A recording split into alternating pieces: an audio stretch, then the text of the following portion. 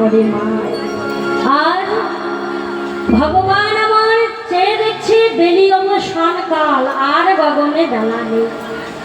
করল কি মাগো, সঙ্গে সঙ্গে সখা শ্রীরামকে ডেকেছে। ও শ্রীরাম, শ্রীরাম শোন। শ্রীরাম বলছে হ্যাঁ কানাই বল। কানাই বলছে শ্রীরাম তুই এক কাজ কর। বলে কি করবো না, পাল জড়ো করো শ্রীরাম সান্দাও সে।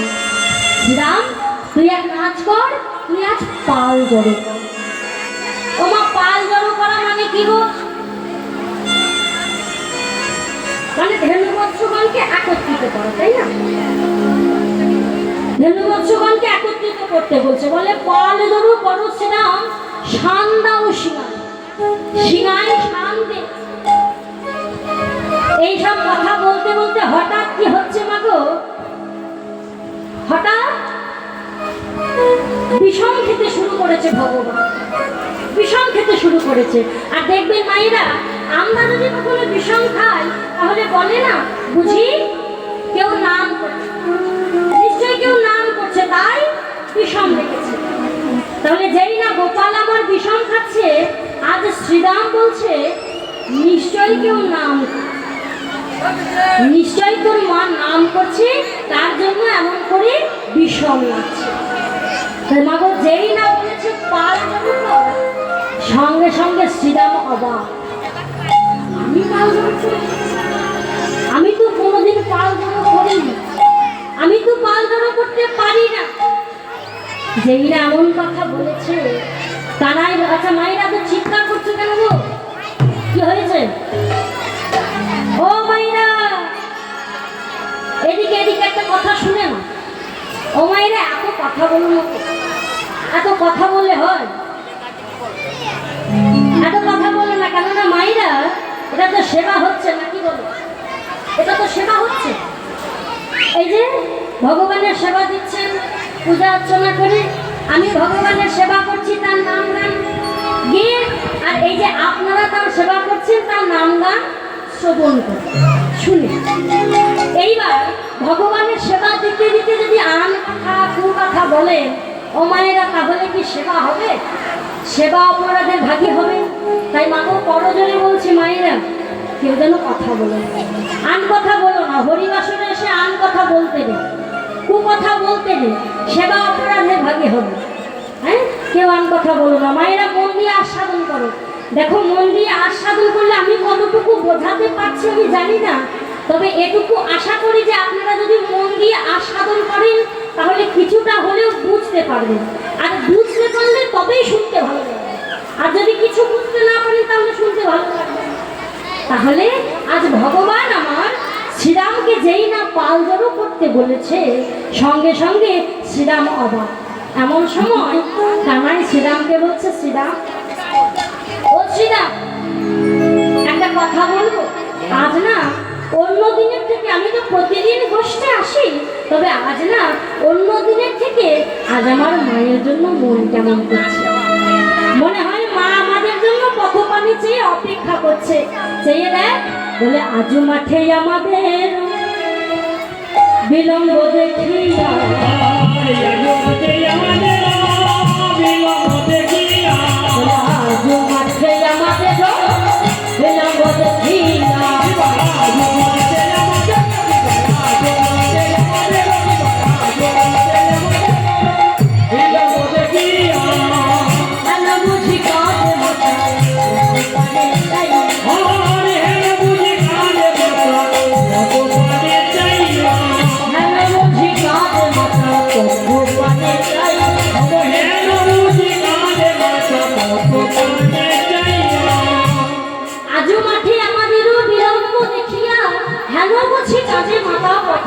চাইয়া। শ্রীরাম, আজ যে আমাদের মাঠে এত বেলা হয়ে গেল, এত বেলা দেখে মা হয়তো কতবারে চেয়েছে আমাদের জন্য অপেক্ষা করছে যে কখন আমার গোপাল ফিরে আসবে।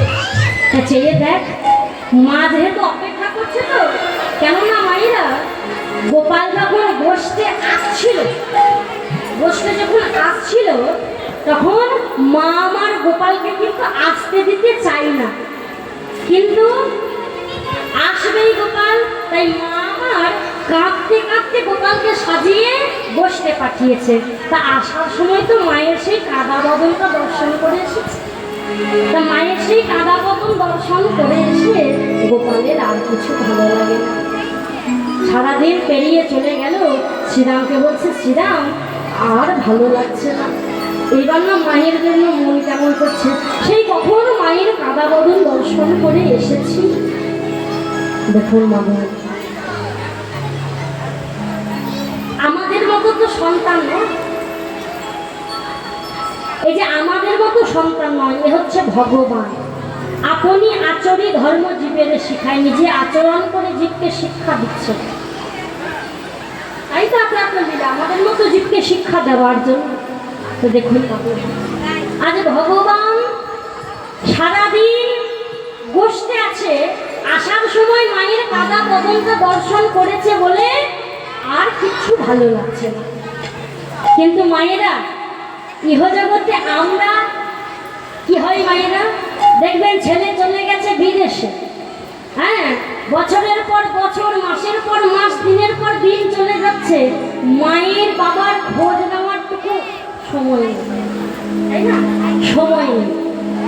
কেননা মাগো, সে যে আমাদের মতো সন্তান নয়, সে যে স্বয়ং ভগবান। হ্যাঁ, বাড়ির মধ্যে শাশুড়ি বৌমার মধ্যে ঝগড়া লেগেই রয়েছে, বিশাল ঝগড়া। হ্যাঁ, বৌমা থাকতে না পেরে তার স্বামীর কাছে গিয়ে বোঝাই যায়, শোনো, এই তোমার মায়ের সঙ্গে প্রতিদিন আর ঝগড়া ঝামেলা করতে আমার কিন্তু ভালো লাগছে না, এবার কিছু একটা ব্যবস্থা করো। হয় তোমার মাকে বৃদ্ধাশ্রমে রেখে এসো, আর নয়তো আমাকে আমার বাপের বাড়ি দিয়ে এসো। যেই না এমন কথা বলেছে, এবার একটা বেছে নিতে হবে। কি করেছে মা গো? ছেলেটা মায়ের কাছে গিয়ে বলছে, মা গো, তুমি না একটু বুঝে শুনে কথা বলতে পারো না, সব বিষয়ে তুমি কথা বলছো। করলো কি জানো মা? সেই ছেলেটি মাকে নিয়ে বৃদ্ধাশ্রমে রেখে দিয়ে চলে গেল। দিনের পর দিন পেরিয়ে যায়, মাসের পর মাস পেরিয়ে যায়, বছরের পর বছর পেরিয়ে যায়। হঠাৎ মায়ের একদিন ভীষণ শরীর খারাপ, প্রায় মরণাপন্ন অবস্থা। তা মাগো, সেই বৃদ্ধাশ্রমের লোকজন তাকে দেখাশোনা করে, তো গিয়ে বলছে, হ্যাঁ গো মা, আজকে তুমি বাঁচবে না। তা মাগো, তোমার কি ইচ্ছা আছে একটু বলো। মা তখন বলছে, হ্যাঁ বাবা, আমার ইচ্ছার কথা শুনতে চাও? এতদিন তো পেরিয়ে গেল, কতদিন হয়ে গেল, আমার ছেলের বদনখানা আমি একবারও দর্শন করি না। ও বাবা, এক কাজ করো না, এই শেষের দিনে একটিবার কি আমার ছেলের বদনখানা আমাকে দেখাতে পারবি? ও মা, কেন পারবো না? এক্ষুনি খবর দিচ্ছে। খবর পাঠালেন ছেলের কাছে, মায়েরা অন্যান্য দিন আসুক বা না আসুক, মৃত্যু দিন আসুক। যেই না খবর গিয়েছে, তোমার মা মনে হয় আর বাঁচবে না, মরণাপন্ন অবস্থা। সঙ্গে সঙ্গে ছেলে ছুটতে ছুটতে এসেছে, এসে বলছে, মা, ও মা, তোমার কি হয়েছে? মা বলছে, হ্যাঁ বাবা, তুই এসেছিস? ও মা বলো, তুমি কি আমায় দেখেছো? ও মা, তোমার কি হয়েছে? না বাবা, আমার কিচ্ছু হয়নি। ও মা, তোমার শরীর খারাপ? না বাবা, তোকে আমি দেখেছি একটি কথা বলার জন্য। হ্যাঁ মা, বলো, কি কথা? বলে, বাবা বস, এই যে বৃদ্ধাশ্রমে তুই আমায় রেখে দিয়েছিস,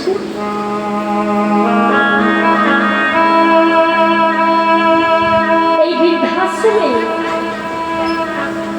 যেই বাড়িটায়, যেই রুমে আমি থাকি,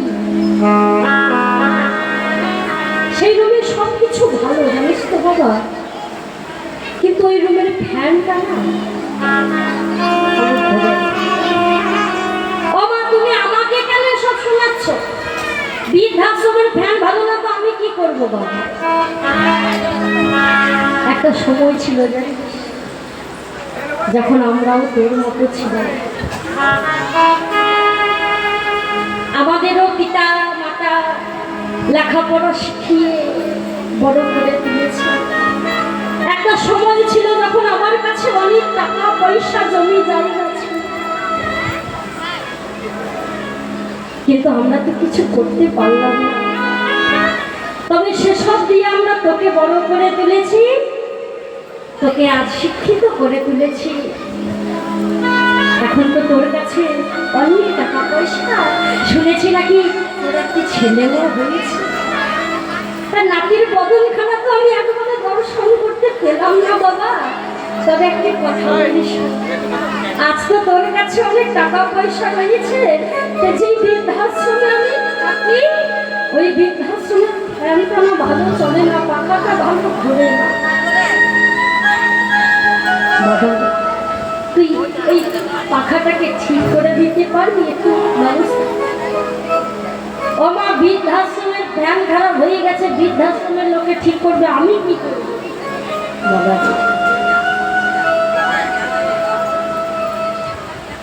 আজ যেমন আমার সন্তান বড় হয়েছে, তুই বড় হয়েছিস, তোর বিয়ে হয়েছে, তোর বউ এসেছে, বিবাহটা করতে তার ভালো লাগছে না, আমার সঙ্গে থাকতে তার ভালো লাগছে না বলে আমাকে বৃদ্ধাশ্রমে আসতে হয়েছে। বাবা, তোরও তো ছেলে হয়েছে, একদিন তুইও বুড়ো হয়ে যাবি বাবা, তোর ছেলেরও একদিন বিয়ে দিবি, সেদিন তোর বৌমা যদি তোর সঙ্গে আর থাকতে ভালো না বাসে, তাহলে একদিন তোর ছেলে তো এই জায়গা দিয়ে এসে আমার আর বলার দরকার নেই। আমার মায়েরা বাবারা বুঝতে পেরে গেছেন আমি কি বলতে চাই। কিন্তু মায়েরা, গৃহজগতে আমরা জানি না, জানি না বলাটা ভুল হবে, এতক্ষণ যে কথাগুলো বলে গেলাম কোনো কাজেই লাগবে না। কেননা এসব কথা আমরা প্রত্যেকে জানি, কিন্তু জেনেও আমরা সেগুলো কিছু কাজে লাগে না। আমরা জানি যে যেমন কর্ম আমি করবো সেরকম ফল আমি ভুগব। আর আমি যাকে কষ্ট দিচ্ছি একদিন আমাকেও একই রকমের কষ্ট কিন্তু পেতে হবে। কিন্তু আমরা সেই কর্ম ফলের ভয় কেউ পাই না। কিন্তু মায়েরা বাবারা, কথাটা বললাম কেননা সত্যি ইহজগতে আমার মায়েরা ভালো নেই, ইহজগতে আমার বাবারা ভালো নেই। আর বৃদ্ধাশ্রমের কথাটা কেন বললাম, মায়েরা বাবারা বলবে ভালোই তো আছি, যদি মায়েরা বাবারা ভালো থাকতো তাহলে ইহজগতে এত এত বৃদ্ধাশ্রম তৈরি হতো না। তা যাই হোক মায়েরা, এমনটা হবে কেননা আমরা তো মানুষের মতো মানুষ হতে পারিনি, কিন্তু স্বয়ং ভগবান আজ মায়ের বদন তার মনে পড়েছে, সেই বদনখানা দেখে এসেছে কাদা কাদা, আর ভালো লাগছে না, বাড়ি ফিরে যাবে। তাই শ্রীরামকে বলছে, শ্রীরাম চেয়ে দেখ আর বেলা নেই, চল এবার আমরা বাড়ি ফিরে যাই। বলে বেলি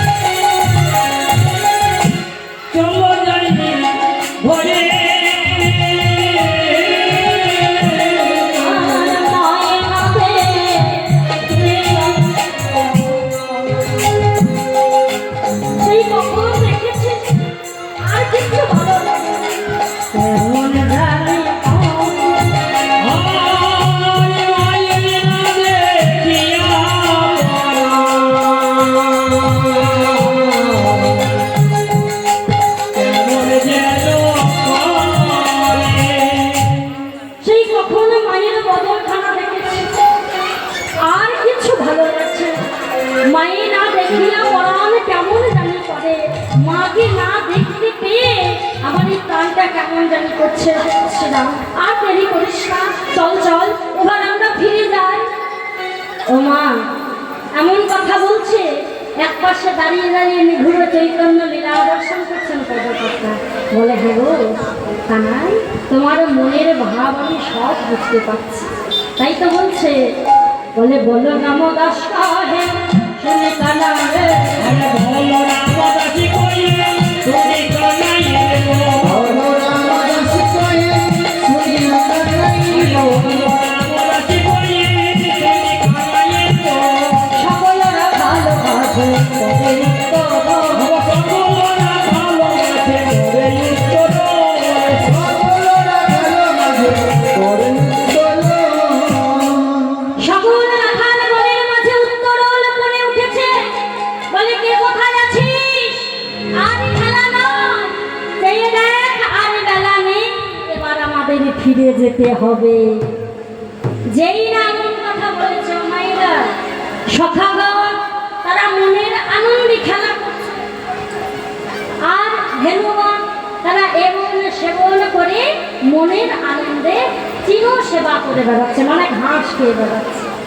এমন সময় কানাই শ্রীরামকে বলছে ও শ্রীরাম শ্রীরাম বলি তুই কি আমার কথা ভুলে গেলি বলে কি করতে বলে হ্যাঁ রে আমি যে তোকে বললাম পাল জড়ো করতে আমি যে তোকে বললাম পাল জড়ো করতে তো তুই কি আমার কথা ভুলে গেলি ওই পাল জড়ো করেছিস কোথায় পা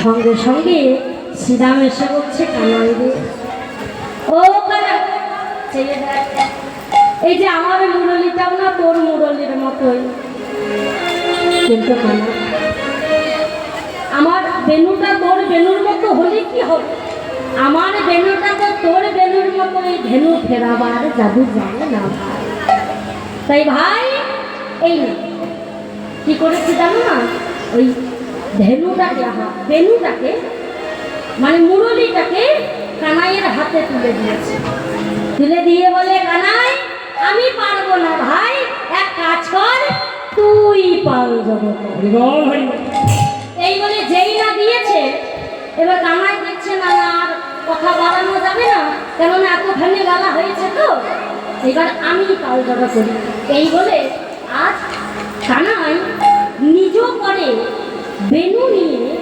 অধরে দিয়ে আজ সেই গাভী বৎসগণকে ডাকতে শুরু করেছে কেমন হবে আজকে বাঁচাবে মুখে